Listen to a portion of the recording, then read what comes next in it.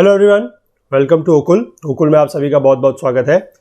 आइए अपने इस कोर्स को आगे बढ़ाएंगे, that is India people and economy NCERT geography class 12। तो आज हम स्टार्ट करने वाले हैं एक नया chapter, that is chapter 3 human development के ऊपर ये चैप्टर है। और पिछले 2 चैप्टर में हम लोग जो कंसेप्ट सीख चुके हैं, लास्ट पार्ट में हमने जो लास्ट चैप्टर था वो था माइग्रेशन के ऊपर। ठीक है, हमने माइग्रेशन को समझा वहाँ पर अच्छे से। पहले चैप्टर में हमने पॉपुलेशन को समझा। तो आज हम ह्यूमन डेवलपमेंट को समझेंगे कि ये चीज़ क्या होती है। ठीक है, यानी कि आप कह सकते हैं मानव विकास।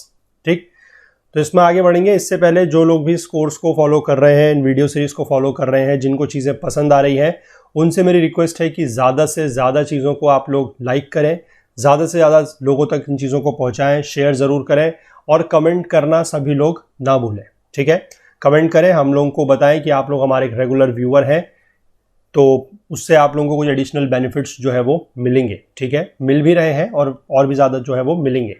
और बाकी जो लोग नए हैं प्लेटफॉर्म पे, चैनल पे, उनसे मैं रिक्वेस्ट करूंगा कि चैनल को ज़रूर सब्सक्राइब कर लें और बेल आइकन प्रेस कर लें, सो दैट कि वीडियोस के नोटिफिकेशन जो है वो आपसे मिस ना हो। ठीक है, तो आगे बढ़ने से पहले आप लोगों से थोड़ा सा एक अपील मैं करना चाहता हूँ कि जो हमारा मिशन है to make education affordable for all, इस मिशन में आप लोग अपना जितना भी हो सकता है सहयोग कीजिए, योगदान कीजिए। स्कैन एंड पे का ऑप्शन यहाँ पर दिया गया है, इसके हेल्प से जितना भी हो सकता है आप लोग कंट्रीब्यूट कर सकते हैं। बाकी किसी को अगर यूपीआई आईडी की अगर ज़रूरत है तो वो भी यहाँ पर दी गई है, okul@axis बैंक। और बाकी अगर कोई इंटरनेट बैंकिंग के माध्यम से या फिर डेबिट कार्ड, क्रेडिट कार्ड के माध्यम से अगर पेमेंट करना चाहता है तो वो लिंक्स भी नीचे डिस्क्रिप्शन बॉक्स में दिए हुए हैं।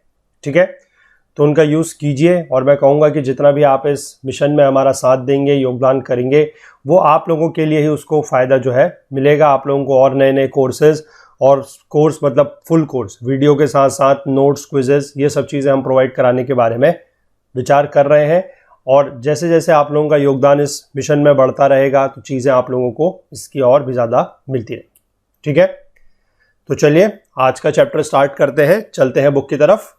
देखिए, चैप्टर है ऑन ह्यूमन डेवलपमेंट, चैप्टर 3। ठीक है, आइए देखते हैं इसमें क्या पढ़ते हैं हम लोग।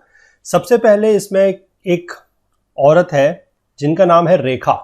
ठीक है, इनकी कहानी यहाँ पर एक कुछ दी गई है और इस कहानी के माध्यम से हमें कुछ चीज़ समझाने की कोशिश की जा रही है, ये हम थोड़ा सा पढ़ते हैं।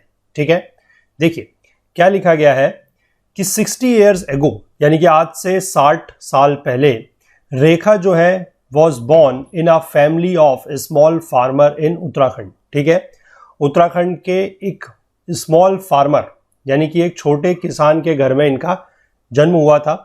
She helped her mother in house hold chores. ठीक है, चोर्स का मतलब कुछ नहीं है, इसका मतलब है कि जो घर के घरेलू काम होते हैं उनमें ये अपनी माता का हाथ बटाया करती थी। ठीक, while her brothers went to school she did not receive any education. यानी कि जब इनके जो भाई थे वो स्कूल जाया करते थे, लेकिन इनको कभी भी शिक्षा नहीं मिली। ठीक है, she was dependent on her in laws after she was widowed immediately after marriage. ठीक है, एक तो इनको शिक्षा नहीं मिली और उसके बाद जब इनकी शादी होती है तो उसके कुछ ही समय के बाद ये विधवा हो जाती हैं। ठीक है, ये शादी के बाद विधवा हो जाती हैं तो उसके बाद ये अपने जो इन लॉज हैं, यानी कि जो अपने ससुराल वाले हैं, उनके ऊपर ये निर्भर हो जाती हैं। She could not be economically independent and faced neglect. ये इकोनॉमिकली इंडिपेंडेंट कभी नहीं हो पाई, यानी कि आप कह सकते हैं कि आर्थिक रूप से ये कभी भी इंडिपेंडेंट या स्वतंत्र नहीं हो पाई। अब क्यों नहीं हो पाई? क्योंकि इनके पास, देखिए सबसे बड़ा पॉइंट यहां पर दिया गया है कि she did not receive education। अब इनके पास शिक्षा नहीं थी। ठीक है, तो शिक्षा अगर आपके पास नहीं होगी तो आप देख सकते हैं कि you can't be economically independent because you will not have any livelihood of living. ठीक है, यानी कि आपके पास कोई जीने के लिए आप कह सकते हैं कि पैसा नहीं होगा, आपके पास कोई नौकरी नहीं होगी, कोई रोजगार नहीं होगा। ठीक है, और इस वजह से शी फेस्ड निग्लेक्ट, यानी कि इनको बेसिकली हर जो भी व्यक्ति थे वो निग्लेक्ट किया करते थे, ज्यादा इनके ऊपर ध्यान नहीं दिया जाता था। ठीक है, आगे क्या लिखा गया है, her brother helped her to migrate to Delhi. इनके जो भाई थे इन्होंने इनका साथ दिया रेखा जी का और इनको दिल्ली लेके गए। मतलब दिल्ली इनका क्या करवाया, माइग्रेशन करवाया या पलायन करवाया। ठीक है, माइग्रेशन क्या है अब ये आप समझ गए हैं क्योंकि हमने पिछला पूरा एक चैप्टर पढ़ा है इसके ऊपर। ठीक है, एक जगह से दूसरी जगह जाना माइग्रेशन, पलायन कहलाता है। आगे देखिए, फॉर द फर्स्ट टाइम, अब ये एक छोटे से गांव से थी और छोटी फैमिली में थी, तो इन्होंने पहली बार, शी ट्रेवल्ड बाय बस, ये पहली बार बस से ट्रेवल किया इन्होंने, एंड ट्रेन से, and was exposed to a large city like Delhi, यानी कि दिल्ली जैसे बड़े शहर में ये पहली बार आई थी। ठीक है, after a while the same city which attracted her with its buildings, roads, avenues and facilities and amenities disillusioned her. ठीक है, यानी कि जैसे ही ये शहर में आई तो इनको क्या दिखता है कि वहां की जो बड़ी बड़ी बिल्डिंग्स हैं, वो वहां के अच्छे बड़े roads, avenues basically broad roads होती हैं जिनके सड़क किनारे क्या होते हैं कि थोड़े थोड़े डिस्टेंस पे, रेगुलर डिस्टेंसेस पे पेड़ वगैरह लगे होते हैं, उनको बोला जाता है एवेन्यूज। ठीक है, और जो यहाँ की फैसिलिटीज एंड एमिनिटीज थी, यानी कि जो सुख साधन थे, उनको देख के इनको शुरुआत में अच्छा लगता है, लेकिन थोड़ी देर के बाद जब ये कुछ और चीजें देखती हैं, जब ये आप कह सकते हैं कि दिल्ली का या इस तरीके के बड़े शहर का एक दूसरा स्वरूप देखती हैं, तो ये डिसइल्यूजन हो जाती है, यानी कि ये निराश हो जाती है या मायूस हो जाती है। अब ये क्या देखती है जो इनको निराशा महसूस होती है, क्योंकि पहले तो ये बड़ी बड़ी बिल्डिंग्स, बड़ी चौड़ी रोड्स, एवेन्यूज, यहाँ के जो सुख साधन थे, उनको देख के इनको बड़ा अच्छा लग रहा था, है ना, लेकिन इनको क्या चीज ऐसी है जो मायूस कर देती है, वो देखिए यहां पर दिया गया है। With greater familiarity of the city she could apprehend the paradoxes. She could apprehend the paradoxes मतलब है कि वो विरोधाभास को समझ जाती है। कैसे समझती हैं? जब वो सिटी के साथ थोड़ा ज्यादा फैमिलियर होती है। कैसे? देखिए, वो देखती है यहां पर झुग्गी है, स्लम्स है, ट्रैफिक जाम बहुत ज्यादा है, कंजेशन होता है, क्राइम्स है यानी कि अपराध होते हैं, पॉवर्टी है। ठीक है, स्मॉल चिल्ड्रन है जो ट्रैफिक लाइट्स पर भीख मांगते हैं, पीपल जो है वो फुटपाथ पर सो रहे हैं, पानी जो है पॉल्यूटेड है, and air revealed another face of development, यानी कि जो दूषित पानी है, जो दूषित हवा है, दूषित वातावरण है, वो एक दूसरा फेस है जो हमें डेवलपमेंट का दिखाती है। ठीक है, अब ये दोनों के दोनों जो पिक्चर्स हैं कि बड़ी सड़कें हैं, बड़ी रोड्स हैं, एवेन्यूज हैं, फैसिलिटीज, एमिनिटीज हैं, और बाकी यहां पर भी जितनी चीजें दी गई हैं कि आपके झुग्गी, स्लम क्लस्टर्स हैं, ट्रैफिक जाम है, कंजेशन है, पॉवर्टी, क्राइम, कि ट्रैफिक लाइट्स पर छोटे बच्चे जो है वो भीख मांग रहे हैं, लोग फुटपाथ पर सो रहे हैं, पॉल्यूटेड एयर है, पॉल्यूटेड वाटर है, ये दोनों की दोनों जो तस्वीरें हैं वो एक ही शहर की हैं। आप समझ सकते हैं कि दोनों तस्वीरें जो है वो एक ही शहर की है। तो इस तरीके से आप समझ सकते हैं कि विकास के मायने क्या है। मतलब आप ये क्या कहेंगे कि विकास क्या है? एक तरीके से तो आप कहेंगे कि Delhi like city is very developed, पर वहां पर ये सारी चीजें भी तो हो रही हैं। ठीक है, तो यहां पर ये चीजें क्या है? They are paradox. पैराडॉक्स मतलब होता है विरोधाभास, एक दूसरे के जस्ट विपरीत। ठीक है, अब देखिए ये सब चीजें देख के उनको क्या लगता है रेखा जी को? She used to think whether development and under development coexist. क्या जो डेवलपमेंट और अंडर डेवलपमेंट है वो एक साथ एग्जिस्ट करता है? डेवलपमेंट का मतलब है विकास, अंडर डेवलपमेंट का मतलब है कि ज्यादा विकास जहां का नहीं हुआ है। ठीक है, whether development help some segments of population more than the other. क्या जो डेवलपमेंट है वो जनसंख्या के किसी एक भाग को ज्यादा मतलब हेल्प करता है? ठीक है, या उसको ज्यादा ऊंचाइयों तक ले जाने का काम करता है और बाकियों पर उतना ध्यान नहीं देता है? Does development create haves and have nots, मतलब किसी के पास कुछ चीज है, किसी के पास कुछ चीजें नहीं है, क्या ये भी डेवलपमेंट करता है? Let us examine these paradoxes and try to understand the phenomena. तो आइए हम इस चैप्टर के माध्यम से इन विरोधाभास को समझेंगे और ये जितनी भी घटनाएं हैं इनको जानने की कोशिश करेंगे। ठीक है, तो एक कंटेक्स्ट आप अभी तक समझ गए कि ऊपर हमने चैप्टर में जो कहानी हमें दी गई थी रेखा जी की, उसके माध्यम से जो राइटर है वो क्या कहना चाह रहे हैं। ठीक है, कि किस तरीके से एक ही शहर है, वहां का एक बहुत अच्छी तस्वीर भी है जहां पर हर सब कुछ चीजें अच्छी दिखती हैं, ग्रोथ दिखती है, डेवलपमेंट दिखती है, बड़ी चौड़ी सड़कें दिखती हैं, अच्छी बिल्डिंगें दिखती हैं, लेकिन वहीं उसके दूसरे तरफ अगर आप देखें तो आपको एक शहर का एक ऐसा चेहरा भी देखने को मिलेगा जहां पर चीजें उतनी अच्छी नहीं दिखाई देती। ठीक है, और ये दोनों की दोनों चीजें, ये दोनों की दोनों तस्वीरें एक दूसरे के अपोजिट है, या मैं कहूंगा कि विरोधाभासी है। ठीक है, चलिए आगे देखते हैं इसमें क्या दिया गया है। Of all the paradoxes of our times mentioned in the story, development is the most significant one. अब development को हमें समझना है। Development of a few regions, individuals brought about in a short span of time leads to poverty and malnutrition for many, along with large scale ecological degradation. Is development class biased? सवाल पूछा गया है, देखिए कि development of few regions, यानी कि किसी छोटे एरिया का या किसी छोटे क्षेत्र का जो डेवलपमेंट है, विकास है, या इंडिविजुअल्स का जो विकास है, मतलब फ्यू इंडिविजुअल्स, कुछ ही लोगों का, ठीक है, और वो भी brought about in a short span of time, यानी कि जो बहुत कम समय में जिसको पूरा किया गया हो, उससे क्या होगा, उससे बढ़ेगी आपकी पॉवर्टी यानी कि गरीबी, और बढ़ेगा माल न्यूट्रिशन यानी कि जो न्यूट्रिशन की कमी है, कुपोषण, ठीक है, ये चीजें बढ़ेंगी। किसके लिए? फॉर मेनी, कुछ लोगों का तो विकास हो रहा है, ठीक है, उनको तो जो जरूरतें हैं वो उनकी पूरी हो रही है, लेकिन उसके बदले में काफी सारी लोगों को इसकी कीमत चुकानी पड़ रही है। किस तरीके से? गरीबी के रूप में, कुपोषण के रूप में, ठीक है, और लार्ज स्केल में इकोलॉजी का भी डिग्रेडेशन हो रहा है। इकोलॉजी मतलब जो आपका पर्यावरण है उसका भी डिग्रेडेशन हो रहा है या उसको भी नुकसान पहुंच रहा है। तो यहां पर इसीलिए सवाल फिर से पूछा जा रहा है कि क्या डेवलपमेंट क्लास बायस्ड है, मतलब श्रेणी के आधार पर विकास होता है? ये चीज यहां पर पूछी गई है, ठीक है। देखते हैं, समझते हैं चीजों को धीमे धीमे हम लोग। काफी अच्छा चैप्टर है, अगर आप चीजों को समझेंगे तो आपको एक बड़ा अच्छा भाव यहां से मिलेगा, मैं कहूंगा, ठीक है। इसको सिर्फ आप एक अपने क्लास 12th की बुक का एक चैप्टर समझ के मत पढ़िएगा, ठीक है। चीजों को आप बड़े आउटलुक, एक ब्रॉडर पर्सपेक्टिव से समझने की कोशिश कीजिएगा, आपको चैप्टर में एक अलग मजा आएगा, ठीक है। देखिए, apparently it is believed that development is freedom which is often associated with modernisation, leisure, comfort and affluence, ठीक है। यानी कि जाहिर तौर पर यह माना जाता है कि डेवलपमेंट क्या है? डेवलपमेंट फ्रीडम है, यानी कि विकास क्या है? विकास ही आजादी है। क्योंकि ये अगर आपको थोड़ा सा, आपने जो इस क्लास का यानी कि क्लास 12th की जो पहली बुक है फंडामेंटल्स ऑफ ह्यूमन ज्योग्राफी, वहां पर भी एक चैप्टर है ह्यूमन डेवलपमेंट को लेकर। वहां पर हमने एक चीजें कुछ अच्छे से समझी थी कि डेवलपमेंट का मतलब क्या है, और खासकर ह्यूमन डेवलपमेंट का मतलब क्या है कि ह्यूमंस के पास जितनी ज्यादा चॉइस होंगी अपनी जिंदगी को लेकर, जितनी ज्यादा उनके पास चॉइस होंगी, वो उतना अच्छा ह्यूमन डेवलपमेंट उस एरिया का या उस व्यक्ति का होगा, ठीक है। तो इसीलिए बोला गया है फ्रीडम, क्योंकि जितनी ज्यादा आपके पास चॉइस होगी, आपके पास उतनी ज्यादा आजादी है, आप उतने ज्यादा स्वतंत्र हैं अपने भविष्य के बारे में फैसले लेने को लेकर। जैसे मान लीजिए, मैं आपको एक छोटा सा एग्जांपल यहां पर बताता हूं। मान लीजिए आपकी शिक्षा अच्छी है, जैसे यहां पर ऊपर दिया गया था रेखा जी को लेकर कि इन्होंने शिक्षा कभी प्राप्त नहीं की, she did not receive the education, ठीक है। अब उन्होंने अगर कभी एजुकेशन रिसीव नहीं की तो वो अपने फ्यूचर के बारे में प्लान नहीं कर सकती, ठीक है।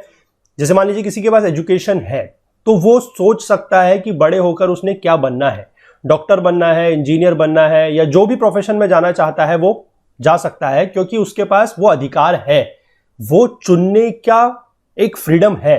लेकिन जिसके पास वो अधिकार है ही नहीं, क्यों नहीं है? क्योंकि उसके पास वो एजुकेशन नहीं है जो उसकी सबसे ज्यादा जरूरत थी। तो जिसके पास एजुकेशन नहीं होगी वो चीजों को चुन नहीं सकता, उसके पास फ्रीडम नहीं है चुनने की। तो आप ये देख सकते हैं कि उस व्यक्ति का जिसको चीजें नहीं मिली है, जिसको एजुकेशन नहीं मिली है, जिसके पास फ्रीडम नहीं है, उसका आप कह सकते हैं कि ह्यूमन डेवलप या मानव विकास जो है वो नहीं हुआ है। तो इसलिए बड़े साफ शब्दों में यहां पर कहा गया है कि डेवलपमेंट इज फ्रीडम, और उसका मतलब ये है, ठीक है। और इसको एसोसिएट किया जाता है, जोड़ा जाता है किसके साथ? मॉडर्नाइजेशन के साथ। मॉडर्नाइजेशन का मतलब है नवीनीकरण, यानी कि नई नई टेक्नोलॉजी का यूज, नई नई चीजों का यूज। लेजर का मतलब होता है, आप कह सकते हैं खुशी, या आप कह सकते हैं कि फन, ठीक है। कंफर्ट का मतलब तो सुख साधन है, ये आपको पता ही है। एफ्लुएंस का मतलब होता है संपन्नता या समृद्धि, ठीक है।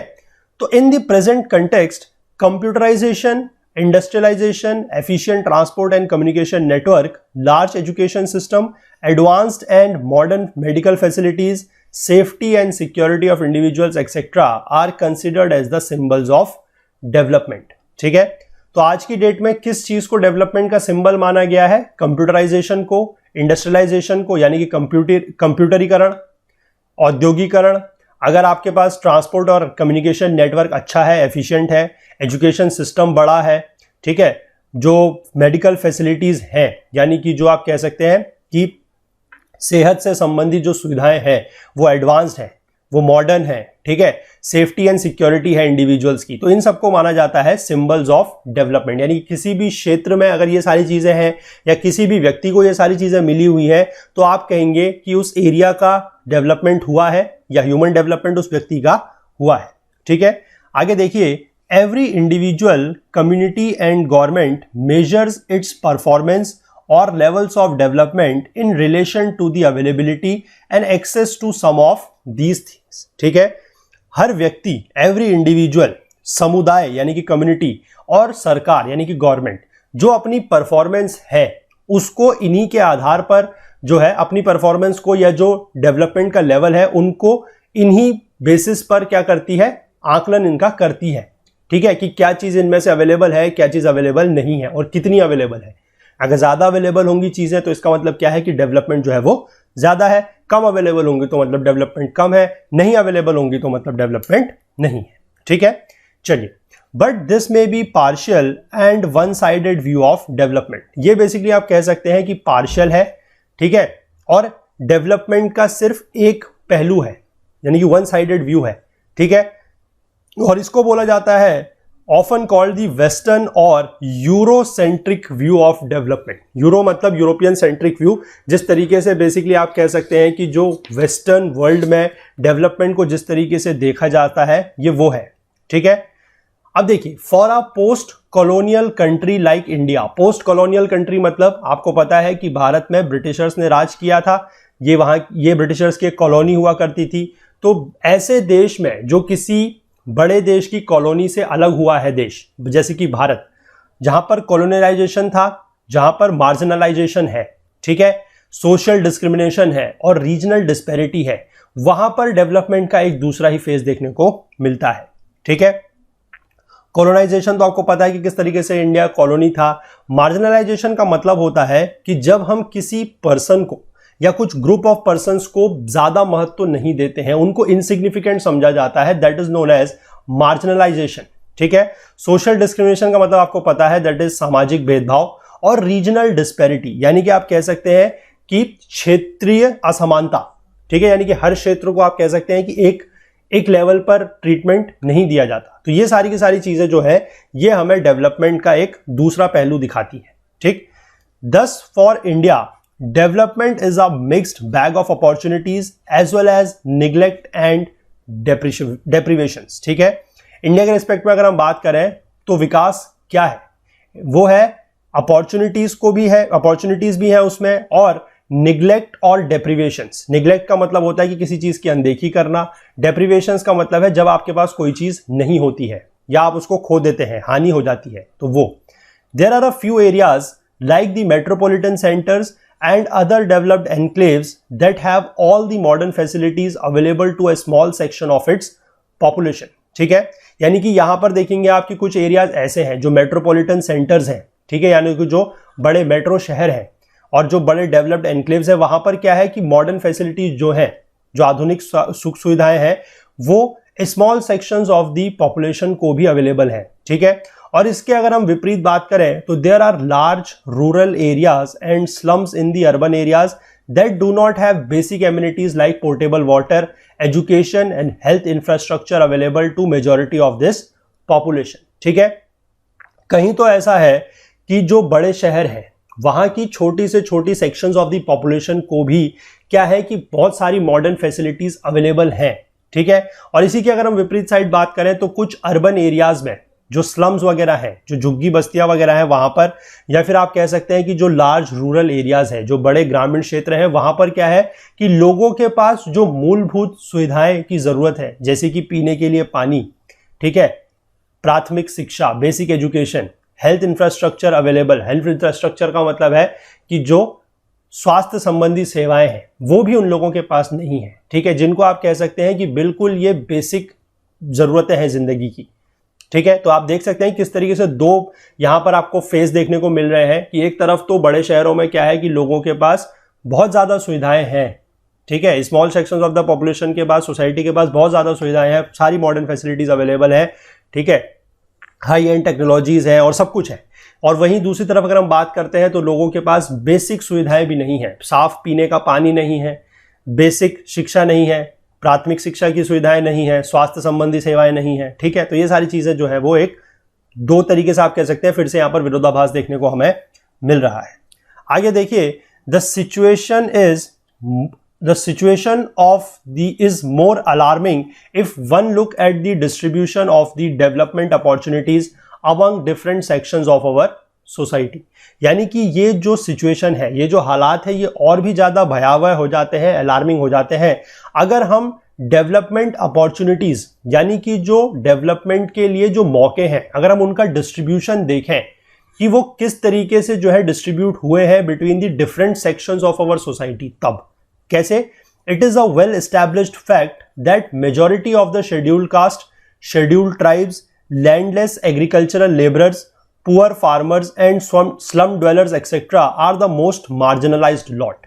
ठीक है, यानी कि हम यहां पर देख सकते हैं कि जो डेवलपमेंट है वो बराबर उसका जो फल है या आप कह सकते हैं कि जो उसका फायदा है वो सभी लोगों तक बराबर नहीं पहुंचता है। जैसे कि आप देख लीजिए कि जो शेड्यूल्ड कास्ट है, majority of the scheduled cast, ठीक है, शेड्यूल्ड ट्राइब्स हैं यानी कि जो अनुसूचित जाति या जनजातियां हैं, जो आपके लैंडलेस एग्रीकल्चरल लेबरर्स हैं यानी कि ऐसे एग्रीकल्चरल लेबर जिनके पास अपनी खुद की जमीन नहीं है, जो गरीब किसान हैं और जो झुग्गी बस्तियों में रहने वाले लोग हैं, वो कैसे हैं? They are the most marginalised lot. Marginalised lot का मतलब मैंने आपको फिर बताया, मार्जिनलाइज्ड का मतलब है कि जिनको इनसिग्निफिकेंट समझा जाता है, जिनको ज्यादा महत्व नहीं दिया जाता है।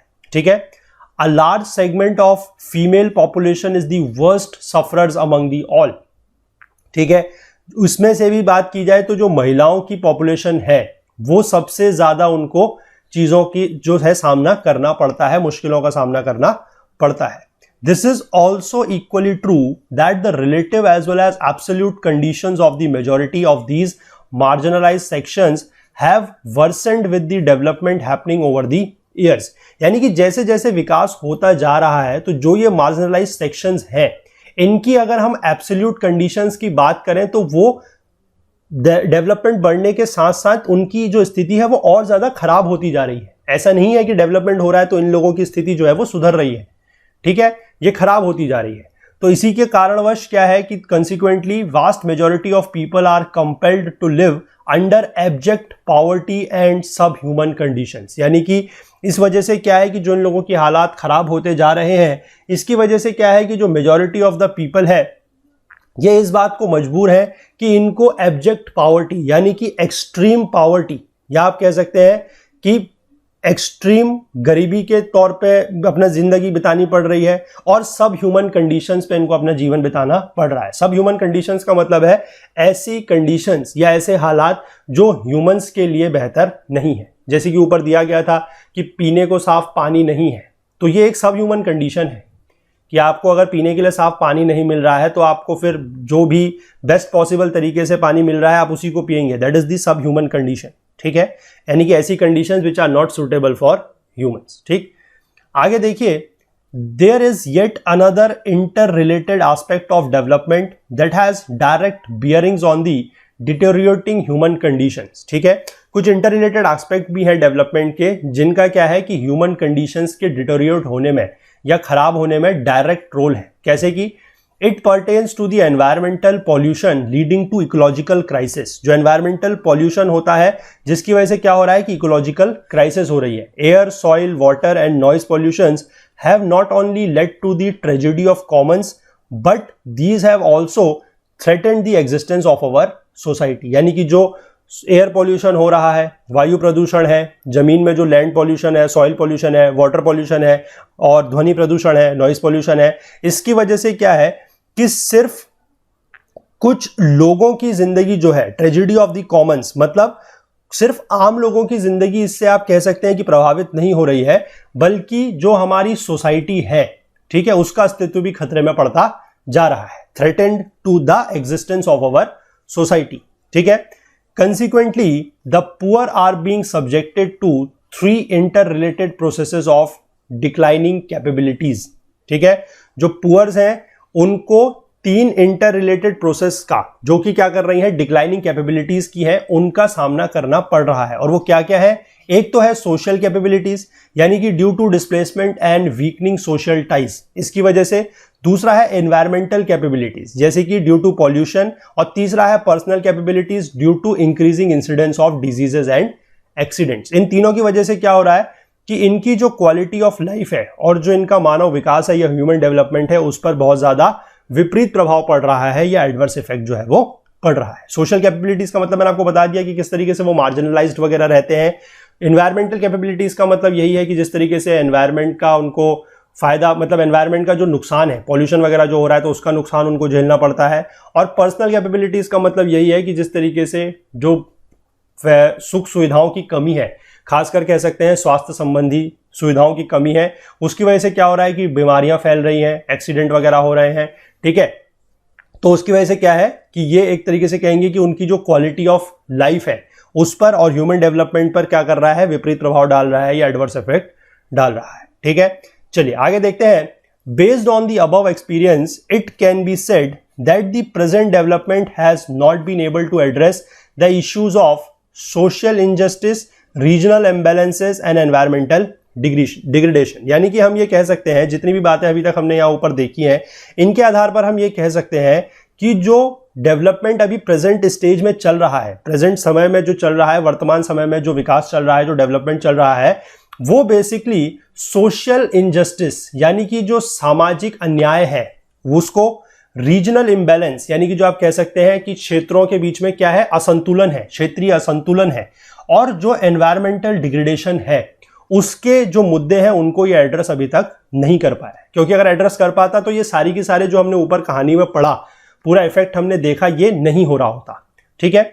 On the contrary, it is being widely considered as the prime cause of the social distributive injustices, deterioration in the quality of life and human development, ecological crisis and social unrest, ठीक है।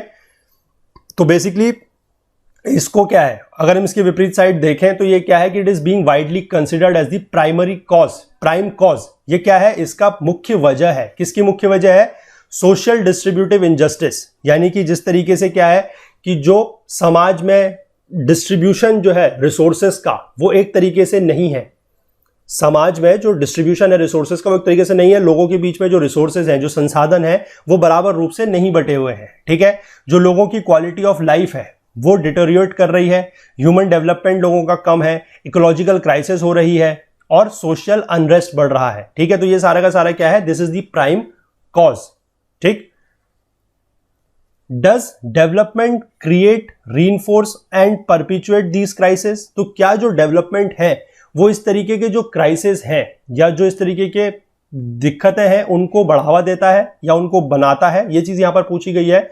Thus it was thought to take up human development as a separate issue against the prevalent Western views of development, which consider development as the remedy to all the ills, including human development, regional disparities and environmental crisis. तो इन सारी बातों को देखते हुए यह फैसला लिया गया कि जो ह्यूमन डेवलपमेंट है उसको एक सेपरेट इशू की तरह ट्रीट किया जाएगा, ठीक है। जैसे कि बेसिकली वेस्टर्न का जो व्यू है, जो हमने वेस्टर्न व्यू देखा, जो यूरोसेंट्रिक व्यू देखा डेवलपमेंट का क्या है, उससे अलग, ठीक है, उसके जस्ट विपरीत। क्योंकि उसमें क्या था कि डेवलपमेंट जो है that was considered as a remedy to all the ills, यानी कि जितनी भी तकलीफें हैं डेवलपमेंट को बेसिकली उसकी एक रेमेडी माना जाता है, ठीक है, including human development, regional disparities और एनवायरमेंटल क्राइसिस। ये जितनी भी परेशानियां हैं इन सबका जो आप कह सकते हैं रेमेडी है या जो इलाज है उसको माना जाता था डेवलपमेंट। ये वेस्टर्न व्यू था। लेकिन इन सब के विपरीत क्या किया गया है कि ह्यूमन डेवलपमेंट को एक सेपरेट इशू की तरह माना गया है। क्योंकि इंडिया के रिस्पेक्ट में हम स्पेसिफिकली बात कर रहे हैं और यहाँ के हालात जो हैं, जो पहले से भी हालात थे, कॉलोनियलाइजेशन था, ठीक है, मार्जिनलाइजेशन है, यहाँ पर सोशल डिस्क्रिमिनेशन है, रीजनल डिस्पैरिटी है, तो उन सब चीजों को देखते हुए ह्यूमन डेवलपमेंट को एक सेपरेट इशू के तौर पर, एक सेपरेट मुद्दे के तौर पर देखना बहुत ज्यादा जरूरी है, ठीक है। तो देखिए इसके लिए क्या किया गया है, concerted efforts were made to look at development critically at various times in the past, ठीक है, कि डेवलपमेंट को क्रिटिकल तौर पर देखने के लिए कंसर्टेड एफर्ट्स किए गए थे, यानी कि कुछ ठोस कदम उठाए गए थे।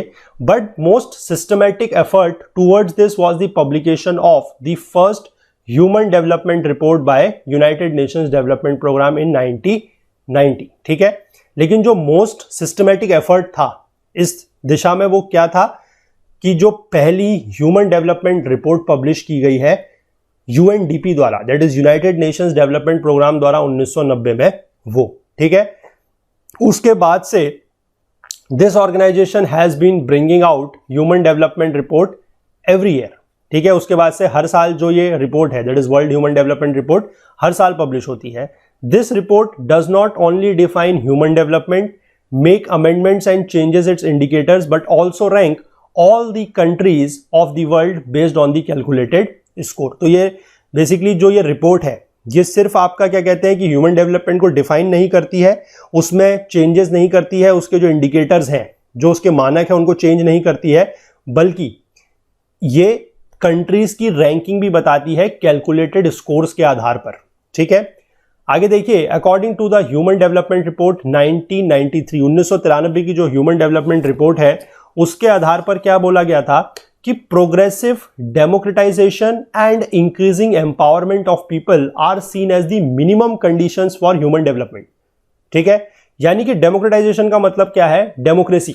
डेमोक्रेसी का मतलब क्या है कि देश का जो मतलब कार्य करने का जो तरीका है, कि देश में सरकार वगैरह चुनी जाएगी, वो डेमोक्रेसी है, ठीक है। कि लोगों का वहां पर क्या होगा, जो देश चलाने में अधिकार होगा, या आप कह सकते हैं कि रोल होगा, ठीक है, वो डेमोक्रेटाइजेशन है।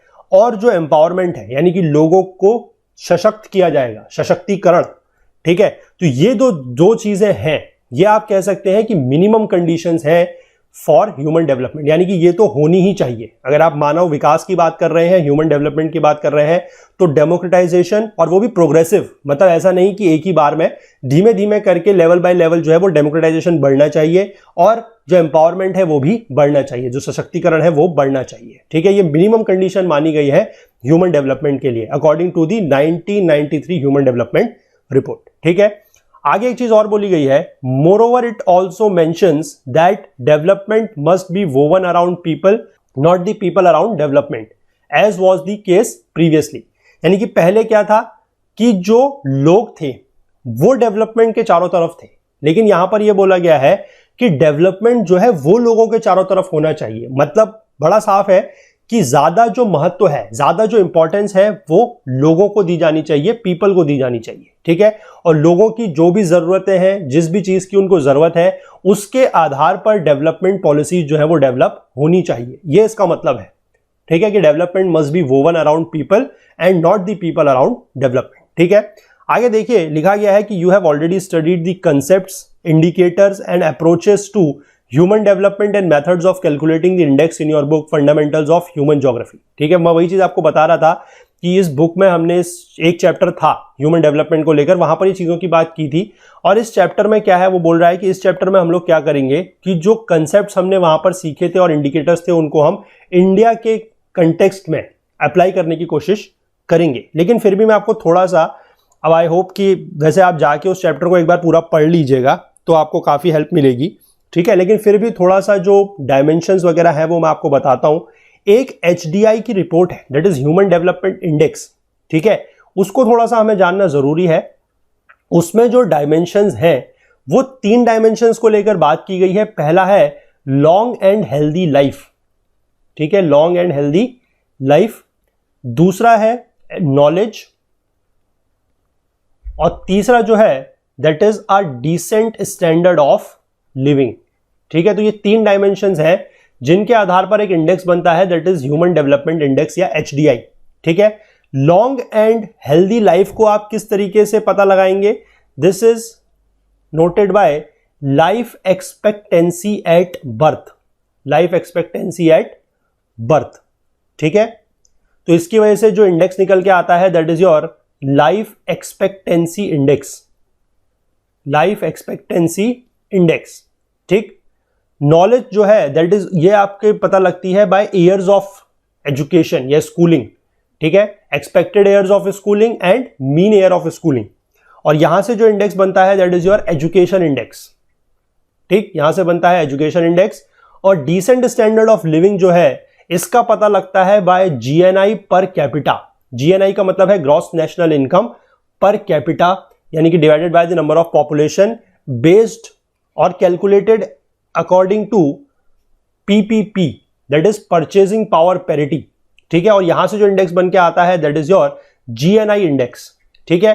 और इन तीनों इंडेक्स को जब मिलाया जाता है तो यहां से जो बनता है that is your HDI, human development index, ठीक है। और इन तीनों का जो वेटेज है वो बराबर है।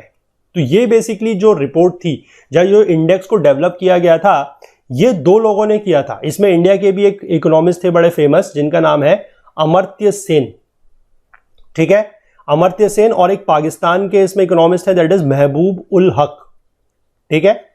तो जिन लोगों ने वो चैप्टर 11th जो फंडामेंटल्स ऑफ ह्यूमन ज्योग्राफी की बुक है उसमें जो ह्यूमन डेवलपमेंट का चैप्टर पढ़ा होगा, तो वहां पर ये सारी बातें हमने की थी। लेकिन फिर भी थोड़ा सा आप लोगों को एक बार को मैं कहूंगा कि चलिए रिवीजन हो गया, तो यहां पर से आप ये चीजें देख सकते हैं। लेकिन बाकी आप इसको एक बार ज्यादा वहां से और थोड़ा सा पढ़ लीजिएगा, ठीक है। चलिए आगे देखते हैं। Human development in India. India with a population of over 1.2 billion is ranked 130 among 189 countries of the world in terms of Human Development Index. ये वही Human Development Index की बात जो मैं आपको बता रहा था।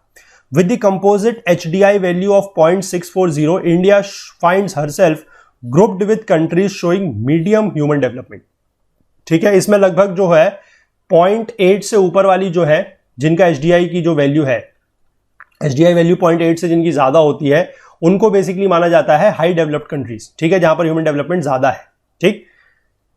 तो यहां पर जो ये वैल्यूज नीचे टेबल में दी गई हैं, ये 2018 के आधार पर है। मैं थोड़ा सा आपको ये टेबल अपडेट करवा देता हूं 2019 के आधार पर, ठीक है। अगर आप स्कूल लेवल के एग्जाम भी दे रहे हैं, बोर्ड का एग्जाम भी देंगे, तो वहां पर आप अकॉर्डिंग टू दी 2019 रिपोर्ट लिख के ये वैल्यूज लिख सकते हैं, ठीक है। क्योंकि पिछली बार भी जब हमने ये चैप्टर पढ़ाया था तो वहां पर लोगों को ये डाउट हुआ था कि कौन सी वैल्यूज मतलब यूज की जाए, जो हम बता रहे हैं वो यूज की जाए, जो लेटेस्ट है, या फिर जो बुक में दी गई है वो यूज की जाए, ठीक है।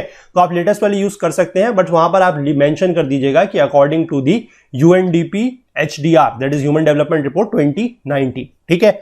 तो यहां पर थोड़ा सा वैल्यूज को मैं आपको करवा देता हूं। पहले मैं आप एक काम करता हूं कि आपको जो अभी की HDI 2019 के अकॉर्डिंग जो टॉप 10 कंट्रीज हैं उनका थोड़ा सा मैं बता दूं।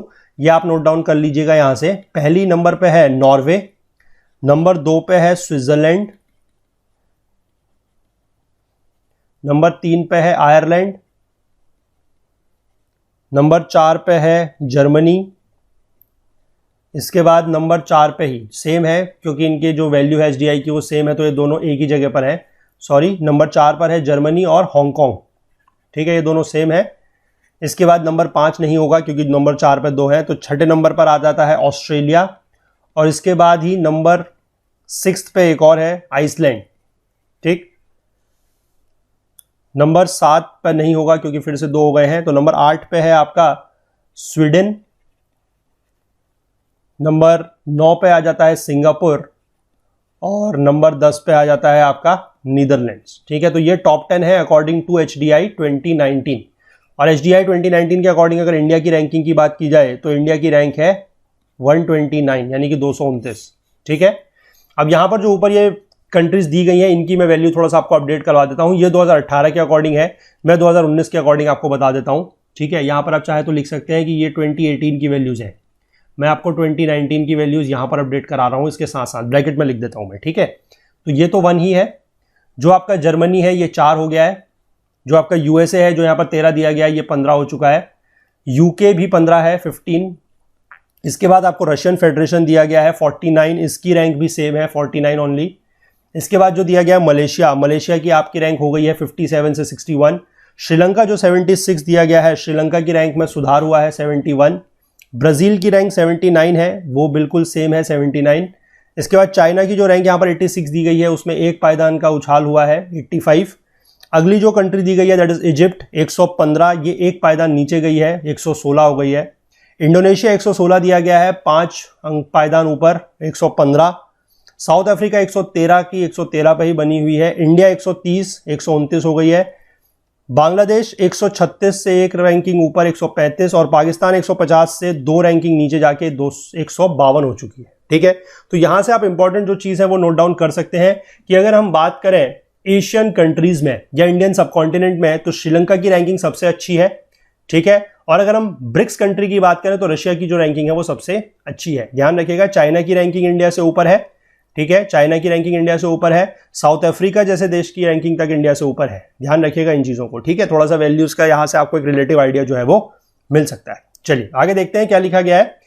कि low scores in the HDI is a matter of serious concern, but some reservations have been expressed about the approach as well as the indicators selected to calculate the index values and ranking of the states and countries। ठीक है, यानी कि India की जो ranking है वो काफी नीचे है, 129 130 के आसपास जो रैंकिंग है वो एक चिंता का विषय है। लेकिन यहां पर ये बोला गया है कि इसके पीछे जो अप्रोच वगैरह यूज की गई है और जो इंडिकेटर्स वगैरह लिए गए हैं वो कितना ज्यादा आप कह सकते हैं कि इंडिया के रिस्पेक्ट में उनका फायदा है।